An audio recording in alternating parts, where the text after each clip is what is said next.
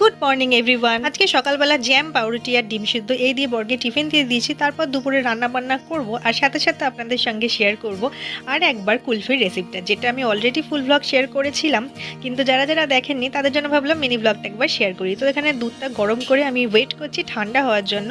তারপর আজকে ছোট ছোট মাছ উঠেছিল বাজারে, ইলিশ মাছ, তো সেটাই আনা হয়েছে, সেটাই হবে। আর এখানে আমি আমন্ড, কাজু বাদাম আর চীনা বাদাম কয়েকটা একটু শুকনো খোলায় ভেজে নিচ্ছি। এবারে খোসাগুলো ছাড়িয়ে নিলাম চীনা বাদামের। তারপর একটা মিক্সিং বোলের মধ্যে বাদামগুলো দিয়ে দিয়েছি, আর লাগবে এরকম গুঁড়ো দুধের প্যাকেট আর 4টে পাউরুটি নিয়েছি। পাউরুটির সাইডগুলো এভাবে ছাড়িয়ে নিতে হবে, সাইডগুলো দেওয়া চলবে না, মাঝখানের পোর্শনটা দিতে হবে। তো এতে আমি লিকুইড ঠান্ডা করা দুধ আর গুঁড়ো দুধ, সাথে একটু চিনি আর পাউরুটিগুলো দিয়ে দিলাম। এবারে শুধু মিক্স করব, তার আগে দেখিয়ে দিই কি রান্না হয়েছে। আজকে ইলিশ মাছের মাথা দিয়ে শাকটা হয়েছে আর বেগুনতি ইলিশ মাছের ঝোল। ঝোলটা যেহেতু শুধু কাঁচা লঙ্কা দিয়ে, তাই রংটা ভালো হয়নি। যাই হোক, সেটা আমার মিক্স করা হয়ে গেছে। এবার আইসক্রিম মেকারের মধ্যে এগুলো সব ঢেলে ডিপ ফ্রিজে ঢুকে 7-8 ঘন্টার জন্য রেখে। আবার দেখা হচ্ছে